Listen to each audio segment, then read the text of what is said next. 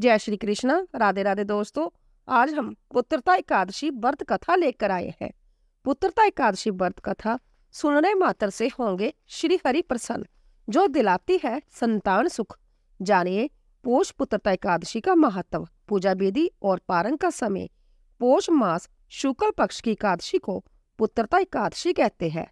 इस दिन श्री हरि की पूजा करने से माँ लक्ष्मी प्रसन्न होती है और संतान संबंधी परेशानी से राहत मिलती है। एकादशी व्रत सबसे अधिक फलदायी माना गया है।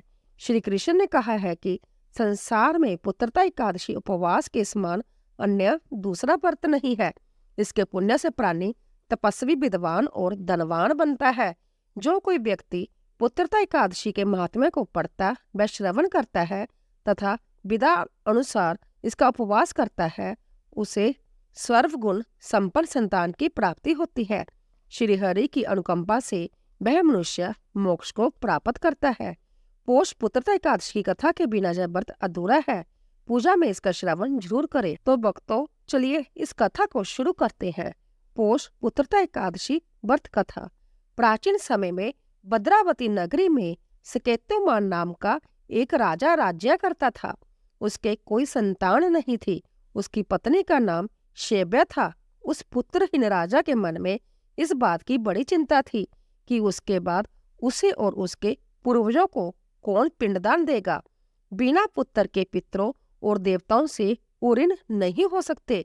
इस तरह राजा रात दिन इसी चिंता में गुला करता था। इस चिंता के कारण एक दिन वह इतना दुखी हो गया कि उसके मन में अपने शरीर को त्याग देने की इच्छा उत्पन्न हो गई। किंतु वह सोचने लगा कि आत्महत्या करना तो महापाप है। अंततः उसने इस विचार को मन से निकाल दिया। एक दिन वह घोड़े पर सवार होकर वन को चल दिया। पानी की तलाश में राजा आगे बढ़े। कुछ दूर जाने पर उसे एक सरोवर मिला। सरोवर के किनारे बैठे हुए ऋषियों को प्रणाम करके उनके सामने बैठ गया। ऋषिवर बोले, हे राजन, हम तुमसे अति प्रसन्न हैं। तुम्हारी जो इच्छा है हमसे कहो। राजा ने प्रश्न किया, हे विप्रो, आप कौन है और किस लिए जहाँ रह रहे हैं? ऋषि बोले, राजन, आज पुत्र की इच्छा करने वाले को श्रेष्ठ पुत्र प्रदान करने वाली पुत्रता एकादशी है। आज से 5 दिन बाद माघ स्नान है और हम सब इस सरोवर में स्नान करने आए हैं। ऋषियों की बात सुन राजा ने कहा, हे मुनियों, मेरा भी कोई पुत्र नहीं है। यदि आप मुझ पर प्रसन्न हैं तो कृपा कर मुझे एक पुत्र का वरदान दीजिए। ऋषि बोले, हे राजन, आज पुत्रता एकादशी है। आप इसका उपवास करें। भगवान श्री हरि की अनुकंपा से आपके घर अवश्य ही पुत्र होगा। राजा ने मुनि के वचनों के अनुसार उस दिन उपवास किया और द्वादशी को व्रत का पारण किया और ऋषियों को प्रणाम करके वापिस अपनी नगरी आ गया। भगवान श्री हरि की कृपा से कुछ दिनों बाद ही रानी ने गर्भ धारण किया और 9 माह के पश्चात उसके एक तेजस्वी पुत्र उत्पन्न हुआ। यह राजकुमार बड़ा होने पर अत्यंत वीर, धनवान, यशस्वी और प्रजापालक बना। हे श्री हरि, जिस तरह एक निसंतान दंपति को संतान सुख की प्राप्ति हुई है, इसी तरह संसार में हर प्राणी को माता पिता बनने का सौभाग्य प्राप्त हो। जय श्री कृष्ण। जय श्री हरि। विष्णु भक्तों, अब हम सुनेंगे श्री शालिग्राम जी की कथा। श्री शालिग्राम जी की कथा। भक्तों, आपने भगवान श्री कृष्ण की अनेक कथाओं और लीलाओं को श्रवण किया होगा। वेदांत रस के माध्यम से आज हम आपको भगवान श्री कृष्ण के प्रिय भक्त सदना की प्रचलित कथा सुनाने जा रहे हैं। प्रिय भक्तों, यह एक भक्त की सच्ची कथा है। तो चलिए शुरू करते हैं। कथा के अनुसार एक कसाई भगवान शालिग्राम का भक्त था। उसका नाम सदना था। सदना बहुत ही ईमानदार व भोला था। वह हमेशा भगवान का नाम लेता रहता था और उनकी कीर्तन करता रहता था। जहाँ तक कि वो जब मांस काटता या बेचता तब भी भगवान के नाम का गुणगान करता रहता था। ऐसे ही एक दिन कसाई सदना भगवान का नाम लेते हुए अपनी मस्ती में कहीं जा रहा था। तभी अचानक से उसे अपने पैरों में पत्थर का स्पर्श महसूस हुआ। जब उसने नीचे देखा तो वह एक काला पत्थर था। सदना कसाई ने वह पत्थर को जय सोचकर उठा लिया ही वह उसे अपनी दुकान ले जाकर उससे मांस का वजन करेगा। अगले दिन से कसाई उस पत्थर से मांस तोलने लगा। जो भी आता वह उसी पत्थर से मांस तोड़ के देता। यह कोई मामूली पत्थर नहीं था। इसकी एक खास बात ये थी कि वह जितना भी वजन करना चाहता है, वह काला पत्थर भी उतने ही वजन का हो जाता है। समय के साथ साथ उस काले पत्थर की लोकप्रियता धीरे धीरे पूरे गांव में फैलने लगी। जब भी सदना को मांस तोड़ना होता है, वह पत्थर उतने ही वजन का हो जाता है। अगर सदना को 1 किलो मांस तोड़ना होता है तो वह पत्थर 1 किलो का हो जाता है, और यदि उसे आधा किलो तोड़ना होता तो आधा किलो का हो जाता था। इस असाधारण पत्थर को देखने के लिए दूर दूर से लोग आने लगे और सदना की दुकान पर भीड़ बढ़ने लगी। भीड़ बढ़ने की वजह से कसाई सदना की मांस की बिक्री भी बढ़ गई थी। फिर एक दिन धीरे धीरे यह बात एक ज्ञानी ब्राह्मण के पास पहुंची। लेकिन ब्राह्मण ऐसी जगह पर जाना तो नहीं चाहता था जहां पर मांस की बिक्री होती हो, लेकिन उस चमत्कारी और असाधारण पत्थर को देखने की जिज्ञासा ने उसको वहां तक लेकर चली गई। वहां पर पहुंचकर ब्राह्मण दूर से ही सदना कसाई को उस पत्थर से मांस तोड़ते हुए देख रहा था, और उसने देखा कि किस प्रकार से वह पत्थर आवश्यकता के अनुसार अपना वजन परिवर्तित कर लेता था। यह देखकर ब्राह्मण एकदम आश्चर्यचकित हुआ। यह देख ब्राह्मण सदना कसाई के पास गया तो सदना ब्राह्मण को देखकर बहुत आश्चर्यचकित हुआ, और साथ ही साथ सदना बहुत प्रसन्न भी हुआ। फिर सदना ने ब्राह्मण का नरम भाव से स्वागत किया और ब्राह्मण को बैठने के लिए कहा। फिर सदना ने उस ब्राह्मण से उसके दुकान पर आने का कारण पूछा तो ब्राह्मण ने बताया कि वह उस काले पत्थर को देखने आया है। ब्राह्मण ने बताया कि वह कोई मामूली पत्थर नहीं है, वह भगवान शालिग्राम जी है। ब्राह्मण क्रोधित होकर कहते हैं कि भगवान शालिग्राम जी को मांस के साथ रखना बहुत बड़ा पाप है। सदना बहुत ही सरल और भोले स्वभाव का इंसान था, और यह सुनकर उसको लगा कि वो अनजाने में बहुत बड़ी गलती कर रहा था। सदना ने ब्राह्मण से क्षमा मांगते हुए कहा कि वह तो ब्राह्मण है, वह शालिग्राम जी को अपने साथ लेकर जाए और उनकी पूजा अर्चना करे। यह कहकर सदना ने उस पत्थर को उस ज्ञानी ब्राह्मण को दे दिया।